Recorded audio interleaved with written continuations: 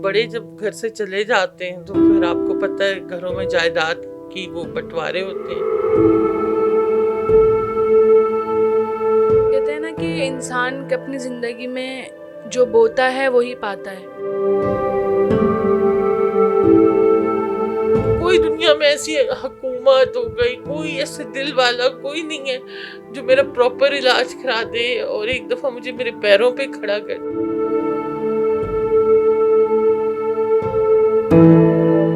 ज़िंदगी में सबसे अच्छा वक्त कितनी महंगी ज़िंदगी थी और कितने लग्जरी जो है ना वो अपने लाइफ स्टाइल देखा है।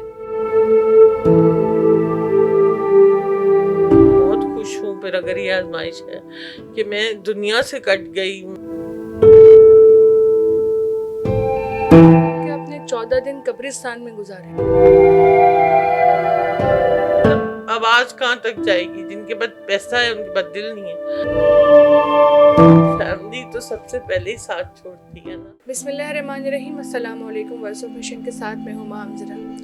नाज़रीन, वक्त और हालात इंसान के कब बदल जाए और आपकी ज़िंदगी क्या से क्या हो जाए इसका कोई भी अंदाज़ा नहीं लगा सकता। अगर आप कहते हैं ना कि अगर बुरा वक्त नहीं रहता तो अच्छा वक्त भी नहीं रहता, और बुरे वक्त को गुजारना एक बहुत बड़ी अचीवमेंट होती है। जो बुरा वक्त गुजार लेते हैं वो दुनिया में जो है ना वो कुछ बन जाते हैं, लेकिन कुछ ऐसे वक्त होते हैं इंसान की ज़िंदगी में जो गुजारे नहीं जा रहे होते, जिससे इंसान की अपनी शख्सियत बर्बाद हो जाती है। इस वक्त जो मेरे साथ खातून मौजूद है, इनका नाम आलिया है, और इनका अगर मैं आपको तारुफ करवाऊँ तो ये एक अमीर बाप की बेटी थी जिनकी ज़िंदगी में किसी भी तरह की कोई परेशानी नहीं थी, पैसों की तरफ से और किसी और वजह की तरफ से किसी भी तरह की कोई परेशानी नहीं थी। कोई भी ऐसी चीज़ नहीं थी इनकी ज़िंदगी में जिससे इनकी शख्सियत ख़राब हो सके। फिर इनकी ज़िंदगी में कुछ ऐसी चीज़ें हुई जिससे इनकी पूरी ज़िंदगी बर्बाद हो गई, इनकी शख्सियत तबाह हो गई, और आज ये इस वक्त इतने बुरे हालात में है, इस वक्त लोगों से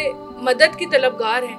आइए जानते हैं आलिया से कि इनकी ज़िंदगी में ऐसा क्या हुआ जो वो इस हाल तक पहुँच गई और आज इनके पास कोई भी नहीं है।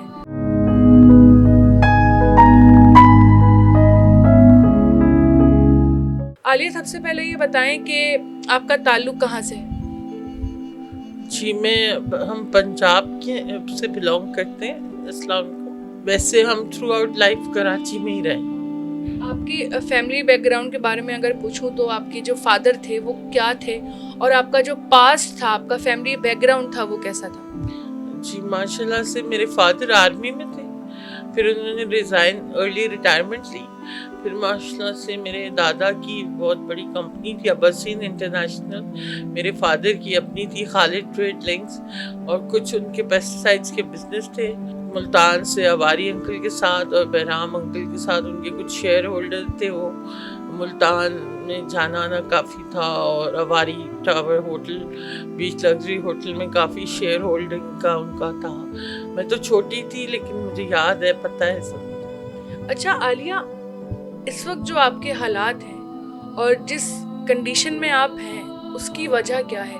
क्या हुआ आपके साथ जब आपकी फैमिली बैकग्राउंड इतना अच्छा था, आपके पास फैमिली थी, तो आपकी जो बुरा वक्त है और जो आपकी ज़िंदगी में मुश्किलात आना शुरू हुई हैं वो कौन सी स्टेज पे आई और क्या वजह बनी जो आप इस मुकाम तक पहुंच गई? मेरी अपनी फैमिली, मेरे ददियाल, मेरा ननियाल, मेरी स्टेप फादर, मेरी मदर, क्योंकि स्टेप फादर हैं तो कोई सपोर्ट नहीं है मुझे। फादर की डेथ हो गई? जी मेरे अबू 1995 में कैंसर से इंतकाल कर गए। उसके बाद आपकी वालिदा ने दूसरी शादी कर दी? जी उनकी दूसरी शादी हो गई। जब तक तो हमारा सेकंड जो भाई मतलब पैदा हुआ था, मतलब एक और भाई है, एक मेरा बड़ा भाई है और एक छोटा भाई है। बड़ा भाई तो मेरे से बड़ा है 1 साल, और छोटा है वो 25-20 साल छोटा है। हमारे में 20 साल का फ़र्क है। बस उनकी पैदाइश, फिर वालदा का वहाँ बाहर रहना, ददियाल वालों का हमसे बिल्कुल बाइकआउट कर लेना। ननियाल में नानी थी तो सब थे, फिर खालाएं थी तब भी सही था। फिर मेरी खालाओं के इंतकाल हो गए तीनों के, तो उसके बाद तो मामू मानी है, उन्होंने हमसे रखना ही नहीं। वो बहुत अमीर लोग हैं, मैं बहुत गरीब हूँ, और मैं सबसे ज़्यादा جب میں طلاق میں نے لی، مطلب میں نے خود لی ہے، مطلب وہ آدمی دہشت گرد تھا. یا آپ کی شادی لو میرج تھی یا ارینج؟ انہوں نے اپروچ کیا تھا، تو پھر میں سب پہ بوجھ تھی نا، یتیم ہے یتیم ہے یتیم ہے، تو پھر شادی کر دو تو شادی کرتی. وہ پٹھان لوگ تھے، ہم پنجابی، اور شروع سے کراچی کے رہنے والے.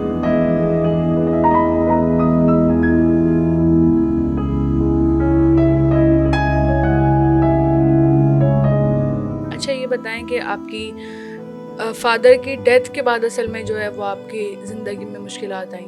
ان کی مدر نے دوسری شادی کر لی، اور پھر وہ اسٹیپ فادر جو ایک سوتیلے باپ کے مسئلے نارملی ہمارے معاشرے میں ہوتے ہیں. اس کے بعد آپ کی شادی ہوئی، شادی کے بعد آپ کے جو شوہر سے تعلقات تھے وہ کیسے تھے؟ جی شروع میں تو میں جھوٹ نہیں بولنا چاہیے مجھے، میں بالکل صحیح تھے الحمدللہ. 4-5 سال بالکل صحیح گزرے. میری 2 بیٹیاں بھی ہوئیں، ان کا انتقال ہو گیا. لیکن اس کے بعد آہستہ آہستہ جوائنٹ فیملی تھی، تو پھر ساس سسر کا بھی انتقال ہو گیا. بڑے جب گھر سے چلے جاتے ہیں تو پھر آپ کو پتہ ہے گھروں میں جائیداد کی وہ بٹوارے ہوتے ہیں. اس چکر میں جو ہے نا، کیونکہ میرا بیٹا ہے ماشاءاللہ سے، آپ نے دیکھا، تو بس میری جیٹھانی کو کچھ ایشو تھا. شی واز دا ہولڈر، مطلب دا مین ٹیک کیئر، وہی کرتی تھی، کی ہولڈر آف دا ہاؤس، جو مجھ سے بڑی تھی. تو میرے ہسبینڈ انہیں کی سنتے تھے. اور پشاور میں تو وہ مجھ سے بات بھی نہیں کر، وہاں تو پردہ ہوتا ہے نا، تو وہاں تو زیادہ ہسبینڈ وائف بھی بات نہیں کر سکتے. اور پوشنز، اور مجھے بس اس لیے کہ مجھے پشتو بھی نہیں آتی تھی، پلس میں ان کے ٹرائبل ایریا کی بھی نہیں تھی. اور بس چھوٹی چھوٹی باتوں پہ مارنا دھاڑنا، تندور پہ روٹی نہیں آتی. اب میں نے پوری زندگی کراچی میں گزاری، تندور پہ روٹی مجھے نہیں آتی. سمپل کھانا آتا ہے الحمدللہ، ہر چیز آتی ہے، صفائی کرنا آتا ہے، گھر کے سارے کام آتے ہیں، لیکن ایک کام جو نہیں آتا وہ نہیں. بس اسی کی وہ سلاخوں سے مارنا. جی آپ نے دیکھا، یہ بازو آپ دیکھیں گے، گاڑی کے نیچے دے دیا. اتنا زیادہ تشدد آپ کے شوہر نے آپ پر کیا کہ آپ کو سلاخوں سے، گرم سلاخوں سے مارا، آپ کو گاڑی کے نیچے دے دیا. مطلب یہ سننے میں بہت زیادہ آکورڈ لگتا ہے. تو اس کے پیچھے ریزن کیا ہوتا تھا؟ یہ چھوٹی موٹی گھر کے مسائل؟ بس یہ چھوٹے موٹے مسائل. پھر جب وہاں تو گھر کے مسائل کے ریزن پہ مارتا تھا، اور یہاں کراچی میں جی اب ابو کی قبر پہ جا رہی ہوں، کیوں جانا ہے، مار پٹے گی. آبویسلی میں میرڈ تھی، شوق ہوتا ہے ہر لڑکی کو. اس وقت میں 23-24 سال کی تھی.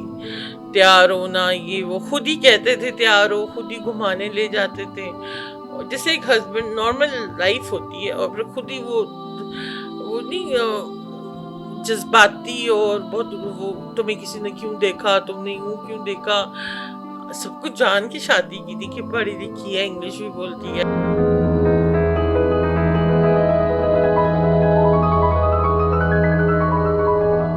اچھا عالیہ یہ بتائیں کہ آپ کے شوہر نے کس حد تک جا کے آپ پہ تشدد کیا ہے، اور اتنا زیادہ تشدد کرنے کی وجہ کیا تھی؟ سیریسلی مجھے خود بھی نہیں پتا، سیریسلی ڈونٹ نو کہ میرا قصور جو ہوتا ہے، کہ اللہ نہ کرے آپ کی وائف غلط رستے پہ چلتی ہو تو لوگ کہتے ہیں نا یہ تشدد. کوئی چھوٹی چھوٹی بات پہ، اب میں یوں اگر بیٹھی ہوں تو پیچھے سے گن لا کے مار دیں گے، بڑی سی وہ گن کی بیک سائڈ مار دے گا. کس کو یاد کر رہی ہو؟ ابو یاد آ رہے ہیں، کیوں رو رہی ہو، ابو سے کیوں پیار کرتی ہو، امی یاد آ رہی ہیں، کیوں مطلب فار نو ریزن.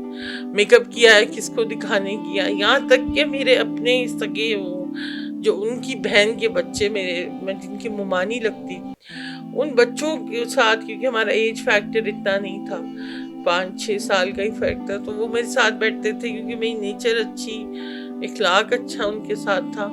اس پہ بھی شک کرتے تھے، اپنے سگے بھائیوں کے ساتھ بھی. جو آپ کے ساتھ یہ جو گاڑی آپ کے ہاتھ پہ چڑھائی ہے وہ کس طرح چڑھائی تھی؟ مطلب گاڑی چڑھانا تو ایک امپاسبل سی بات ہے. یہ دیکھیں آپ، یہ انہوں نے مجھے پورا ڈیمیج کیا ہوا ہے. لوگ کہتے ہیں تم کوئی کام نہیں کرتی، تم کماتی نہیں. اب میں اس ہاتھ سے کیسے کماؤں؟ کیسے کیا تھا انہوں نے یہ سٹی کورٹ کے باہر یہ ٹانگ اور یہ بازو میرا، انہوں نے میرے اوپر ایک بار 2 बार 3 बार यूं मुझे मारना चाहता था ना।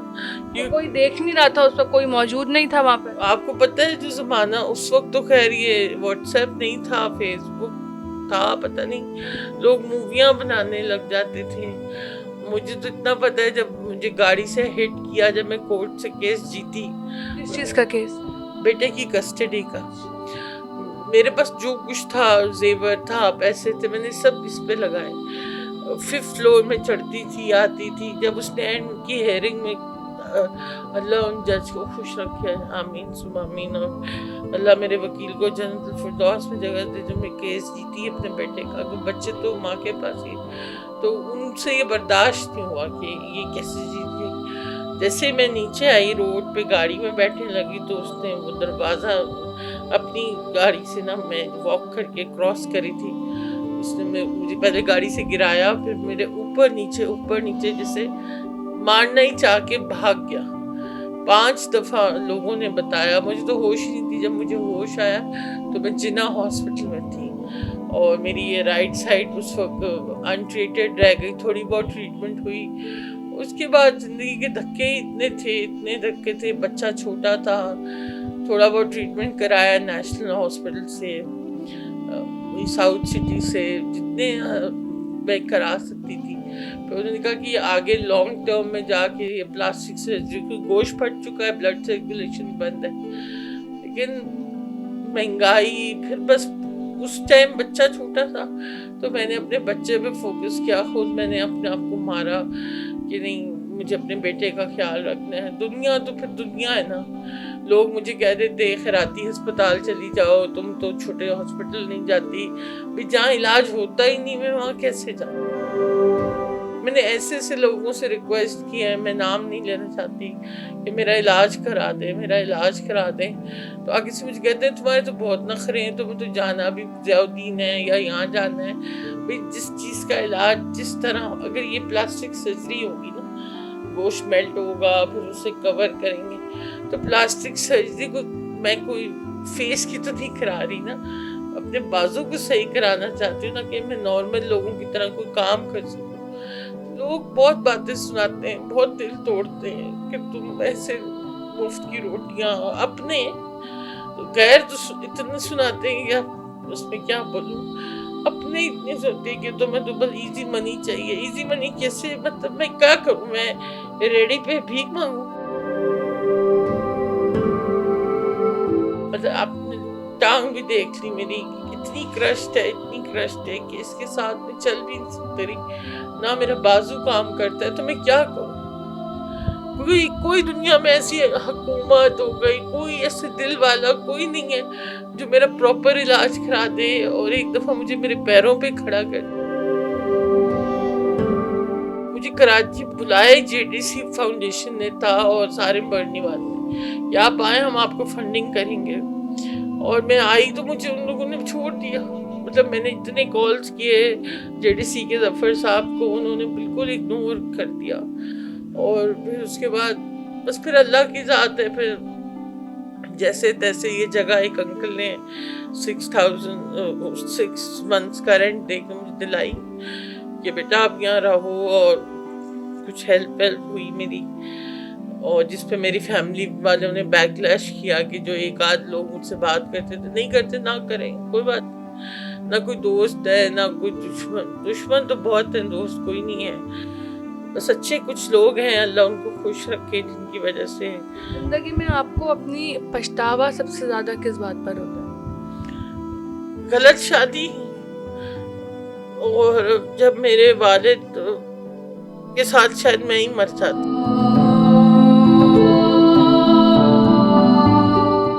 मेरी माँ से मुझे वो प्यार नहीं मिला, मेरी फैमिली, मुझे बस मेरे अब्बू के साथ ही चले जाना चाहिए।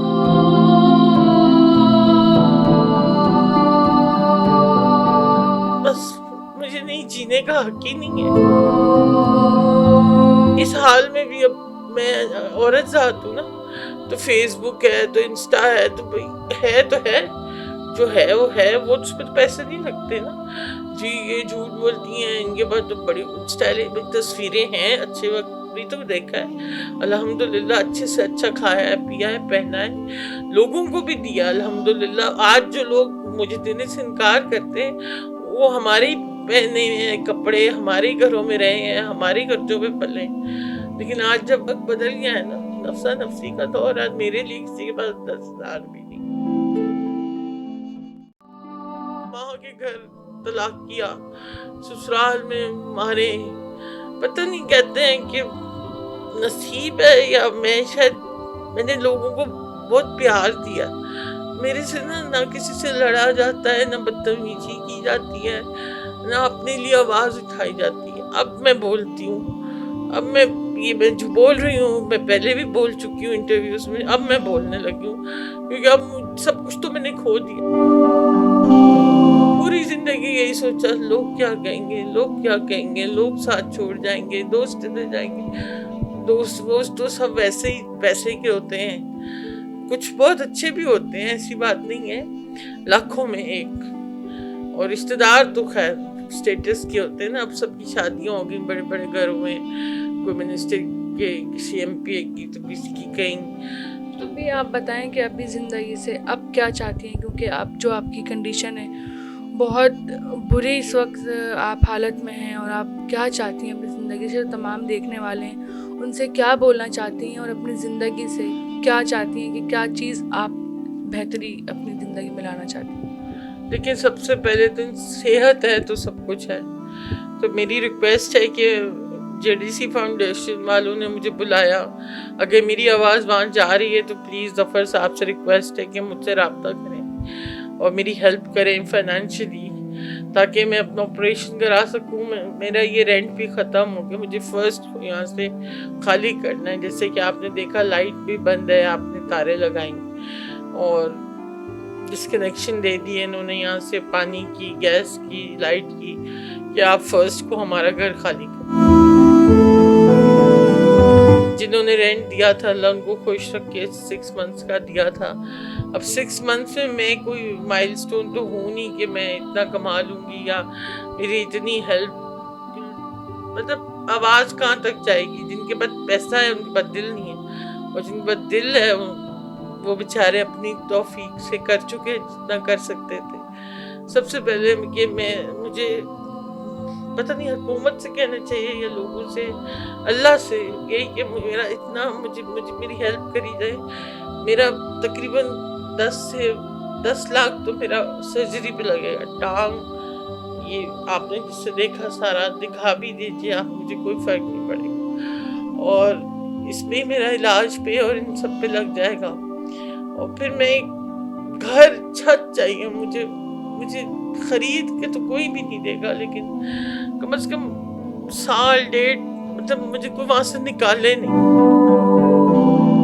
मैं ठीक हो जाऊं, मैं अपने पैरों पे खड़ी हो जाऊं, फिर मुझे अच्छी सी कोई जॉब मिल जाए। मैं यही सोच के कराची आई थी। लेकिन कराची आने के बाद मेरा ये पॉइंट आप प्लीज जरूर बीच में रखिएगा कि मैंने अपने टेस्ट करवाए, मैंने 4.5 लाख के टेस्ट भी करवाए, मेरी सर्जरी होने वाली थी, लेकिन क्योंकि वो सर्जरी में कॉस्मेटिक आ रहा था तो 2-3 लोगों ने पैसे देने से मना कर दिया।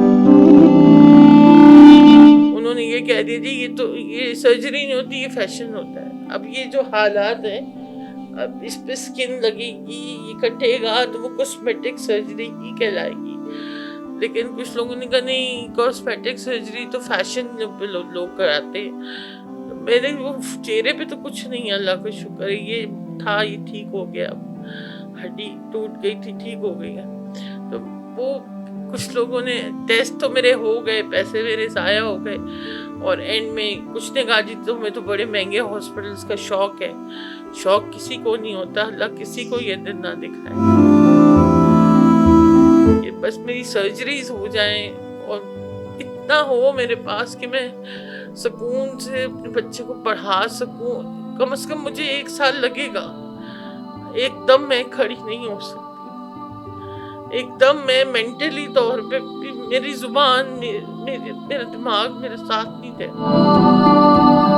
मुझे कम से कम 1 साल लगेगा, और साथ कोई, अगर कोई अल्लाह का नेक बंदा है जिसको बेटी चाहिए या किसी को कोई बहन चाहिए, मुझे चाहिए, میں بہت اکیلی ہوں اس دنیا میں، میں بہت اکیلی، میرے پاس کوئی رشتہ نہیں بچا ہے، بہت کہنے کو بہت ہوں گے، آپ لوگوں کو دکھتے ہوں گے، لیکن جس سے میں دل کی سوائے اللہ کے میں بس اللہ کے سامنے روتی ہوں، اللہ سے باتیں کرتی ہوں، کوئی تو ہوگا جس سے میں اپنے دل کی بات کر سکوں، میں اپنے چھوٹے بچے کے اوپر اتنا بوجھ نہیں ڈال سکتی، سب غرض کیے ہیں، سب غرض کیے، اور میری ایک ریکویسٹ ہے، ایسا کوئی مرد مجھے فون نہ کرے جو مجھ سے گندی بات کرے کہ جی آپ اتنے پیسے لے لیں، اور نعوذ باللہ اس طرح کی بھی چیزیں ہوئی ہیں آپ کے ساتھ؟ اتنی کالز آئی ہیں، اتنی کالز کہ میرا اب فون اٹھانے کا پھر دل ہی نہیں کیا کہ اتنا پیسہ ہم دیتے ہیں، ہمارے ساتھ نکاح پڑھ لو یا ہمارے ساتھ رہ لو،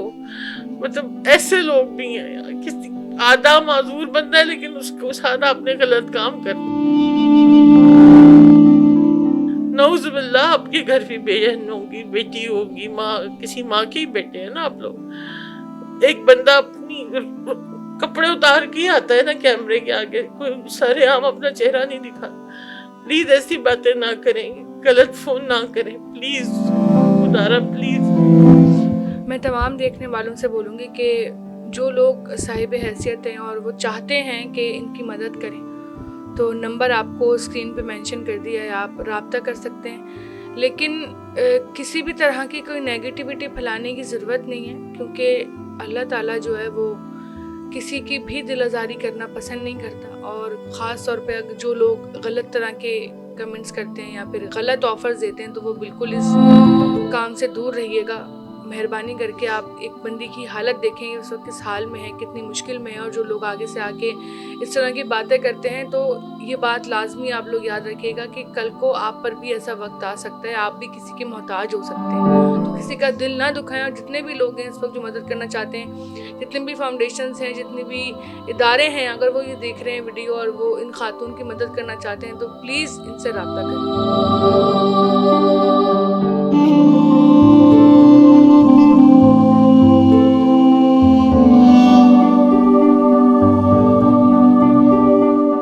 وائس آف نیشن کی ویڈیوز دیکھنے کے لیے ہمارا چینل سبسکرائب کیجیے اور بیل کے آئیکن پر کلک کیجیے تاکہ آپ ہماری تمام آنے والی ویڈیوز سے باخبر رہ سکیں۔